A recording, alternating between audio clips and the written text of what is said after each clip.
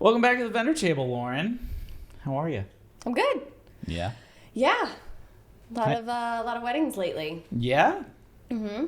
All right. How many It's have you almost had? June. Yeah. How many have you had so far? Don't know. Oh, Jesus. I don't count them. I do.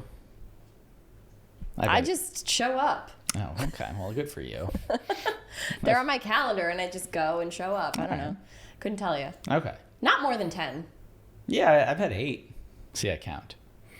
Like 8 of 35 this year. Boom. I still don't know how many I have this year. Well, yeah, that's fine. But all right, season's going good though.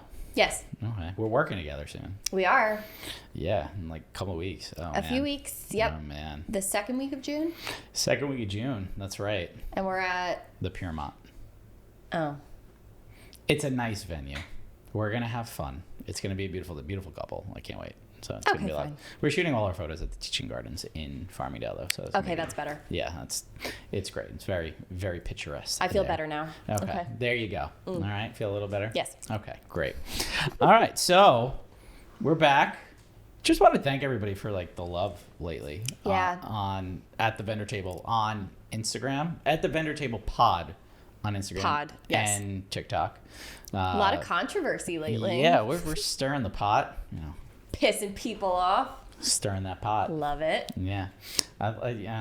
If you didn't have controversy, I guess we would be doing things wrong. So Now, who wants to do a boring podcast, though? apparently 90% of the photographers. Just stirring that pot. Sorry. 90% of the shade, no photographers shade. out there. No shade. Lots of shade. Yeah, plenty. That's 'Kay. fine. All right. So, well, we're going to talk a controversial topic today that's kind of like really sweeping. Very appropriately industry. timed, I feel. Yeah, we kind of timed this really well. So the world of AI has really fucking taken over in the last month and a half, 2 months. Yeah, I actually just needed to buy a new computer because my laptop just wasn't cutting it anymore with all the Lightroom updates, Yeah. the AI updates. So goodbye, MacBook Pro version 4. And what'd you get? I got a nice new Mac Studio. There you go. I gave her the advice to Yes. get the Mac Studio over the iMac. So I know, and I'm glad that you did. Super because fast, right? It's very fast. I don't have to squint at my screen anymore. Isn't that great?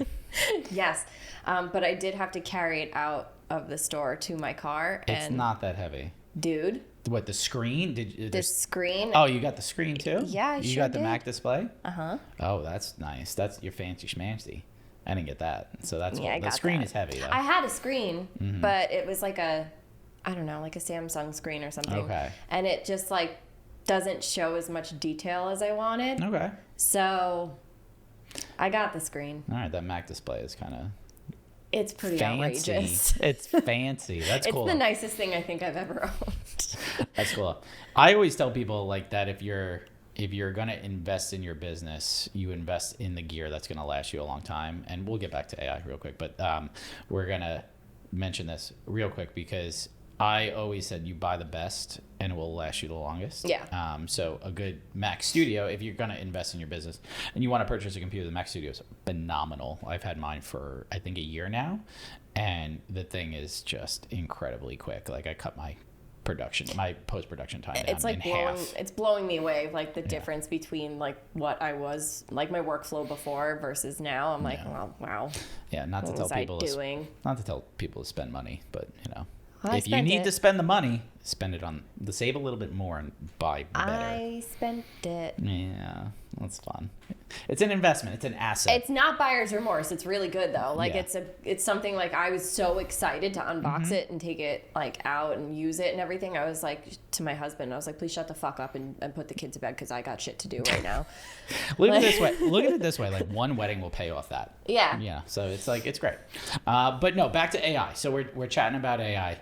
So a lot of these new AI tools have come out from things like ChatGPT, which, in case you weren't aware, really useful. I actually used it to write a couple of our podcast episode shit, you descriptions. did? Yeah.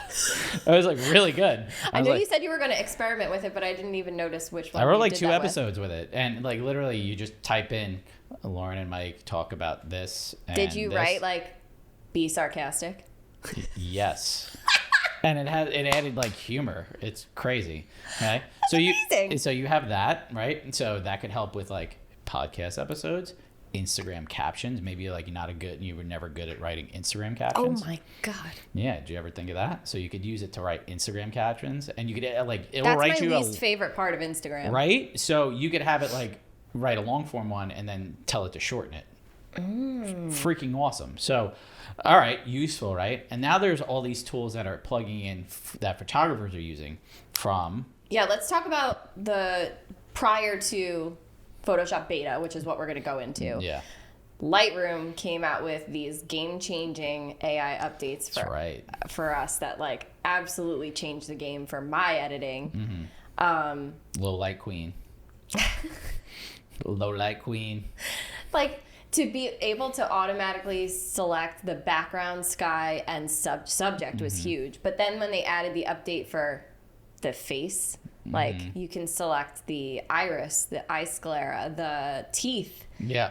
everything. You just soften the skin. That used to take forever. Forever. Masking. You kids don't know how to mask.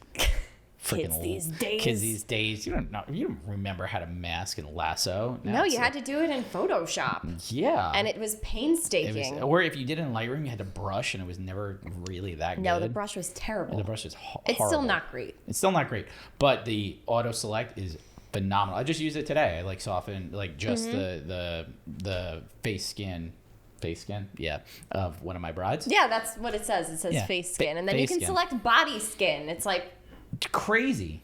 So you could like select work individual the eyebrows. individual layers. It's phenomenal. So I think that was a game changer. But the one that they just introduced, I think a couple weeks ago, was the denoise feature, which So glad that I spent money on Topaz like 3 months ago to save someone's work, and Lightroom just comes out with the denoise tool that works just as good and came with my membership. yep. Feels so good. So if you guys aren't aware, anyone tuning in, what this tool is doing is basically if you're shooting in a low light situation where you have to up your ISO, so you're pumping grain into your image, and you're shooting in a low light situation. Let's just say sparklers, for instance, sparkler exits. Okay, I always want sparkler exits to look natural. Okay, but sometimes people don't stand close enough with the sparklers. Like you can't because you don't want to burn the bride's hair, Face, dress, all that stuff. So you have to keep people at distance, and the lighting's not that great. You don't want to add artificial light or pop a flash, something like that. So you tend to just bump your ISO up, right? So with that comes the grain. Like our cameras are pretty good. Like we both shoot on an R6, and the grain's okay. Like I'd say at like 3200 ISO. Once you hit like 6400, it starts to really show that grain. It's not that great. And then before that, it was really just like the only option that you could do was really just like, I guess, what's the word? Like remove the noise. You just remove the noise, but it like made it really like flat and like mushed. It honestly looked like a pastel painting. Yeah, it wasn't good. It didn't do a good job. Yeah, it didn't do a good job. Now with the noise feature, what this did was basically say, oh, you're shooting this image at like 6400 ISO. Let's make it look like you shot it at 100 ISO. And in like 1 minute on our Mac Studio, it literally changes the game. So yeah, nuts. You used to have to buy all these like plugins for extra money. Like Lauren just spent extra money on it. And it wasn't even for my photos. I did it as a favor to like help somebody out. Sucks to suck. And then I figured maybe it would like benefit me at some point, even though I know how to shoot, so I don't ever run into this problem. Well, no, money not well spent. Sorry, hate to tell you that. But so all these AI features coming into play is both awesome and also terrifying. So with Photoshop beta coming out, what is it, like a couple weeks ago now? Not even. Right? I feel like it's been a week. Like I feel like it's been rather recent. With Photoshop beta coming out and having this what is it called? It's like a generative fill, right? It's like content aware on steroids. It's the most insane thing I've ever seen. I mean, obviously we watched the video and we were like, holy shit. So like instantly went and downloaded it. Yep. So I played with it today for the first time because I wanted to prep for this episode. So I was like semi-impressed with it, with what I was trying to ask it to do. I was like, all right, I watched all these videos. I'm gonna fuck around and see what it does, right? So I was like, okay, I have like a blank sky here, okay, with a couple, like on the beach. I was like, maybe add some birds. That's the first thing that I did. You're right. You gotta add birds. I wanted to add birds. I wanted to add birds, okay? Birds just make everything better. Birds do make everything better. So I wrote just in the generative fill, add birds. It didn't work. Add birds. Add birds. Oh my Literally, God. I put add birds, and it put a fucking seagull that was the size of the entire frame right in my face. I should have recorded it. Oh my God. So I did the exact same thing, only I wrote add flock of birds. But it did the same thing where the seagulls were like aggressively large. It was so large. They were so big. And because they're generated, they're not quite right. No. Like some of them didn't have heads. they look a little inbred. They were off. So like some were missing eyeballs and like they were just like not cute. Can we just seagulls. talk about how we both put add birds? We had no idea, by the way, that we haven't talked to each other about this at all. So then I kept changing the prompt, and I was like, okay, maybe like add flock of seagulls off in the distance, right? I wanted seagulls. I don't know. yeah, I did too. I kept playing with it, like silhouette, birds, distance, every word. Keep. And I kept like changing it and trying to see like, but they were all too clear. Like they weren't. They weren't like blurred out as if they were in the background in the distance. So like at first round with it, I was like, this sucks. Mm-hmm. But I feel like the prompts need to be really direct and maybe like you select smaller areas. Yeah. So I played with it a little bit in different, like that was the first thing I wanted to try was like add something to the scene, to a scene. Birds. Love birds. Fucking birds. I wanted to add birds. Okay. Didn't work. Add bird. So then I changed my workflow and I was like, okay, let's try to remove something. Okay. I want to see. All right. Content aware has been around for now a while and content aware works really well. Not great, but worked pretty good. I remember when it came out and like you were lassoing like telephone poles and stuff like that. I was like, oh, cool. So this generative fill, I wanted to see how it would work, like removing certain things from scene. Most importantly, I was talking to Matt about this earlier, but like shadows, okay? Mm-hmm. So I did a drone shot at Bourne Mansion. I showed you. You liked it. But I did a drone shot at Bourne Mansion, and there was the videographer standing like dead center of this circle, okay? Like the steps, like circle. It's like, I could Photoshop the shadows out, and it would probably take me a little time to do. It'd probably take me 10 minutes to do. So I was like, all right, I'm gonna select this whole area, the videographers, and they had a long shadow extension from the sun. So like, let me select them, and let me select the shadow and see what it does. So I selected them, I selected the shadow, and it put generative fill. I didn't even type anything in. It literally removed them and created a perfect looking scene. Oh my God. It was incredible. I was like, wow, okay, so there we go. So that's, yeah. I used it also to remove a couple of cars from a scene. Very easy. And like, you know how like when you're like, a car is on a curb, like next to a curb, and the curb is curved. Mm-hmm. So if you're like trying to like clone it or something, it's hard to clone that curve. Like it did this in 5 seconds. I was like, wow, okay, impressive in that regard. I haven't used it to fill or like to remove things yet. So, cause I've just been like nonstop, but I definitely want to try it on some things like either tonight or tomorrow when I'm cruising through that Hempstead House engagement shoot.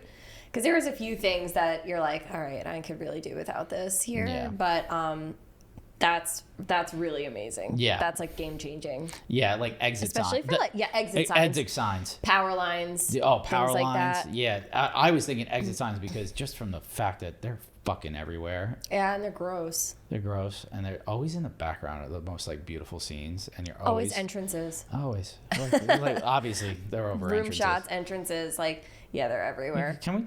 Like, I get it, they're No, essential. I you get can't it, get they're rid of essential. them. You can't get rid of them. Can we like tone them down? Maybe put them like higher or something. I don't know, but that's just a random complaint.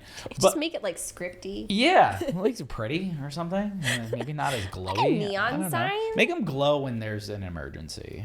Make it sparkle. But all right, so with the Photoshop beta, I've seen some cool videos where like they're literally extending scenes, which I think is cool. Like you're taking a landscape oriented photo and turning it into a portrait and adding like foreground. I saw one where the couple's like standing in the water, and the photographer built it out so that like there was more water in the foreground, and it like did an incredible job. And then I guess he was in Hawaii because there were palm trees. It looked really pretty. He like created like a mountainous background. Yeah. I was like, bro, that's wild. I'm seeing a lot of people like adding, the large rocks at in Oregon. Yeah. Like Cannon Beach. Cannon Beach, yeah.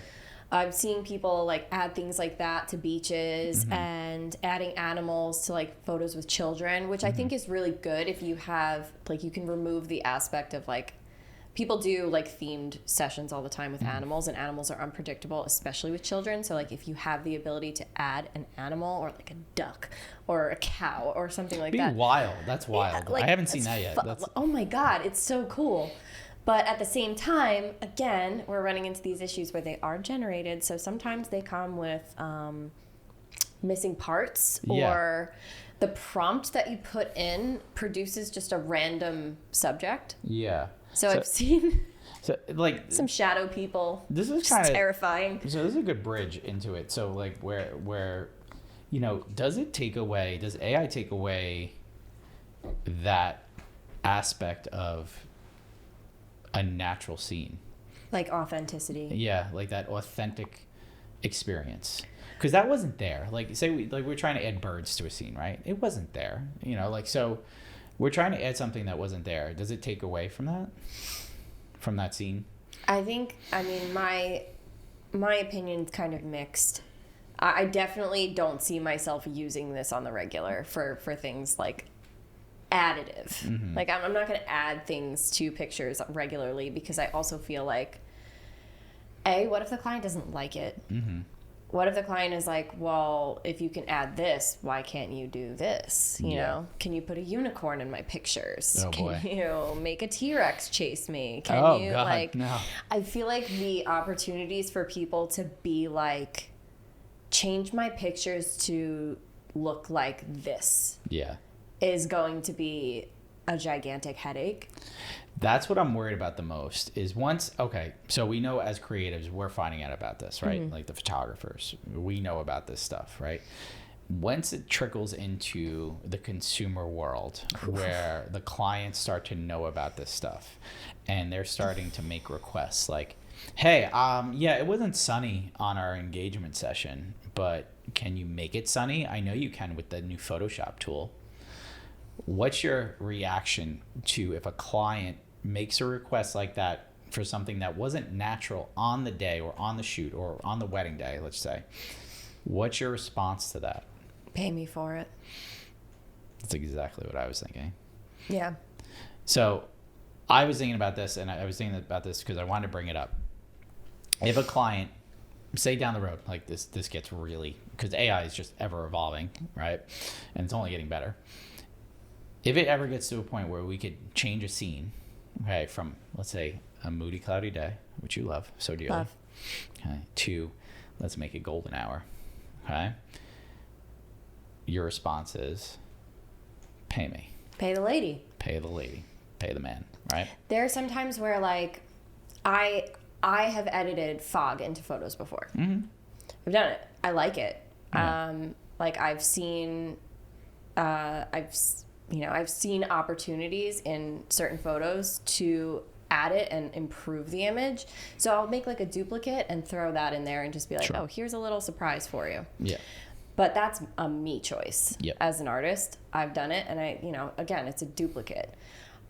To do that to every single photo takes a lot of time, regardless of whether or not you're using AI, because it has to be generated, and then you also have to determine if it's an acceptable generation. Exactly. You may have to go in and alter it, or it didn't work at all, and you have to keep trying multiple times before it becomes right. And then if you apply that to every single image, there's no guarantee that it's going to look the same in every photo. Exactly. So you'll have to do it to every picture, which can be incredibly time consuming.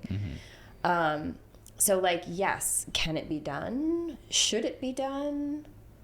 Can it be done? Yes. Should it be done? I think mixed opinions. Very mixed opinions. So I think, personally, how I feel is, I think it should be left up to the artist's discretion. Yeah. Okay? Like, we're the ones who capture the image. Now, if a client makes a request, they're paying you to do it, right? And they're paying you to do that. Maybe it's something funny, or maybe it's something they want in particular. I said this, like, if it ever gets to the point where the consumer audience is aware of it and they know we could do it, yes, I'm going to charge for that. Okay. And I'm going to charge a hefty fee to do that, because I have the tools to do it, and it takes me the time to do it. Even if it's AI generated, even if it takes 5 minutes of my time, that's still my time. So I'm going to charge the client for that time, and I'm going to charge a hefty fee, because, to be honest with you, you're manipulating the work beyond what I want. Right. And you also, as a photographer, we have a clause in our contract. A lot of photographers do. I know I do. I do. So I already know what it is. Okay. That a client is not allowed to manipulate your image. You can't even put a filter on it, baby. You cannot put a filter on our images. Like Instagram. Please, for the love of God, don't do it. If you put a It's fucking so fucking if you put an insulting, you guys. Instagram filter on my image, I will hunt you down. I'll write you like a strongly worded letter. No, I'm gonna hunt you down. You know, like I'll be that upset. I'll handwrite a letter over how upset I am over that choice. Yeah, I've done that. Hours editing Yeah. those photos, which you hired me to edit Yeah. in the way that I edit, and then you slapped a shit ass Instagram filter on it. It's like so insulting. Yeah, that's like telling. But why? It's like, yeah, I'm not going to compare us to Picasso or anything, but that's like having a Picasso and then like slapping red paint on it for no reason. I don't know if that's a good reference. That's probably a terrible reference. I don't know where I'm going with this, but don't put a fucking filter. There's a great Picasso quote that is very relevant. Is it? Yes. Okay. I'll have to find it, but I will. After this, we'll bring it up in the next episode. Because, yes, you went in the right direction. Okay. You did. Okay. All right. No, I don't feel You like an did. idiot now. All right. But with AI, I think getting better and evolving and now becoming aware. God, it sounds like Judgment Day. And like It kind of is. I mean, like every movie you've ever seen about AI, how does it end? So I wanted to talk about this. So like you just mentioned movies, right? Okay. I'm not even talking Terminator. Great movie. Terminator 2. Great movie. All time. All top 10. But I was watching, it popped on. Like, Sarah Connor, Sarah Cassara. Yeah. If my wife was Sarah Connor. Coincidence? Yeah. Listen, but I don't even know how to lead from that. But with AI, okay, and movie references, right? So I was watching The Hunger Games, okay, with Jennifer Lawrence, okay? And I think it might have been the second one or the third one. There was a scene that I remember seeing it years ago, and now with AI coming out, I'm like, holy shit, this is kind of relevant to us, right? There was a scene where they were getting interviewed, like it was like documentary style. They were getting interviewed, and so it was like the film shifted to the documentary perspective, right? Looked like a newscast, right? And then the scene cuts, and it's like behind the scenes of that scene of like the documentary crew. Only the documentary crew wasn't human; it was two robots with cameras. Okay, now. That today, okay, when I look back on that, whenever that movie came out, I think it was like 2016 or something. I was like laughing about that, right? Who's not to say that shit ain't gonna happen? Guys, I just read an article where Elon Musk was making out with a robot, like that looked like a woman. And then there's pictures. Like Elon Musk is making out with his own robot. Is that fake news? No, that's a real news. That actually happened. Okay. There was a picture. But it was an AI generated picture of Elon Musk kissing a robot. So could have been. They're making people robots, Okay. guys. They're making It's a real thing. So this is my final thought on this, okay?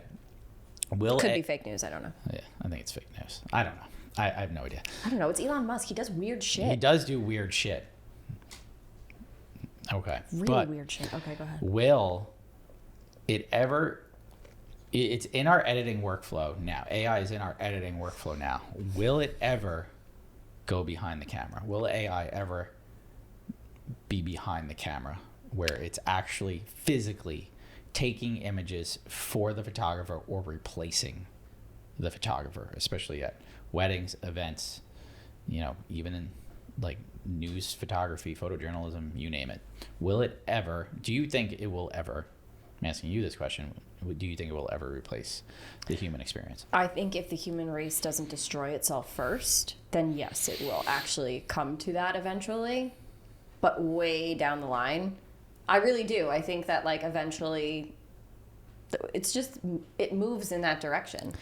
Do I think that the element of human connection is very valuable and important? 100%, but that doesn't necessarily mean that the consumer does.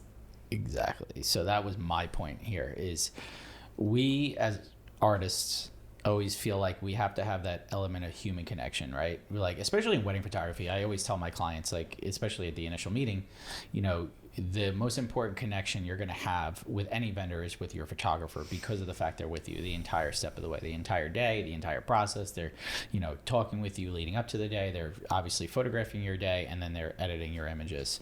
So it's the most important connection, right? Now remove that from the equation. Now let's say that we're replaced by robots, okay? Where people are getting married and they're hiring out, let's say the DJ company has a robot that could photograph your wedding day. Would you rather that as a client than the human element capturing day? Now this could mean, okay, a lot of factors here. The robot's not going to miss focus. The robot's not going to miss an important moment. Maybe it captures grandma crying in the corner or something like that, right? But you lose that human connection. You lose that ability to connect beyond the camera, right? It's almost too much to think about right now but it's coming very, very quickly. It feels like it definitely feels like it's coming really quickly because I feel like the last few months with all of the updates happening at once, it's almost like you're getting slapped in the face with it every day. And I do think that elements of it are invaluable. Like it's making our workflow move much quicker. We're more efficient. We're able to edit more precisely. But at the same time, it scares me when, you know, we have to adapt so quickly to all of these changes. And these, you know, like adapting to change and new technology has been the history of humanity. That's just the way that it works. And even, you know, we went from film photography to digital, and it was the same kind of debate. Like, it's going to destroy photography. It's going to destroy the creative process by having everything so easily accessible. Did it? No. But now we have a generation of people who are longing so much for film and trying to emulate it. So it's like this cycle of nostalgia. Yeah, it's so I do think maybe like in the future when these things do happen, when the robots take over, that people are going to regret the robots immediately. Everybody's seen WALL-E, right? I mean, come on. Dude, I watch WALL-E like every day. No joke, I watch WALL-E every day. My kids That's love what that humans movie. are destined to become. That's why that movie is terrifying to me. WALL-E is the scariest science fiction movie of all time. Of all time. That's what humans are going to be. Phenomenal Movie, though, by the way. It's like literally like 5 words are spoken. So good. So such a great movie. Eva. So wrapping this up. So AI definitely, while helping us right now, and it is a game changer for us as photographers right now. It is intimidating to see what's gonna happen in the future. Like if the human element is removed from photography, in terms of the connection behind the camera, if that's ever removed, I think it's a scary thought. We've also had these conversations with cell phones, like with phones constantly updating with newer and better cameras that like they make jokes like all the time, like, oh, my camera's just as good as yours and I didn't have to pay thousands of dollars for it. And it's like, all right, bro, we get it. Like technology is advancing and you think you're a photographer now, but now go shoot a wedding with them. Like, go shoot a wedding. But, like, it's kind of evolving very quickly, and I think we're all just, like, trying to keep up. And also not be terrified of what that means for our futures. Yeah. So, if the robots... Hopefully not in our lifetime. If the robots take over, just note we were on your side. Yeah. We said nice things about you. Yeah. Sort of. All right, guys, we're going to wrap this one. Lauren. Yes. Where can they find you? They can find me at Lauren O'Brien Photo on Instagram. That's it? And LaurenO'BrienPhoto.com. There you go. Brain malfunctioned. Maybe it's better that the robots take over. You guys can find me at Michael Sarah Photo on Instagram as well as TikTok. And you can find us at the Vendor Table Pod on Instagram as well as TikTok. Thank you guys so much for tuning in. If you guys have AI and want to talk more AI, DM us. Yeah, DM us. We'd love to hear what your thoughts are as well, and we'll share it to our story. All right, guys. We'll see you next time. Okay, bye.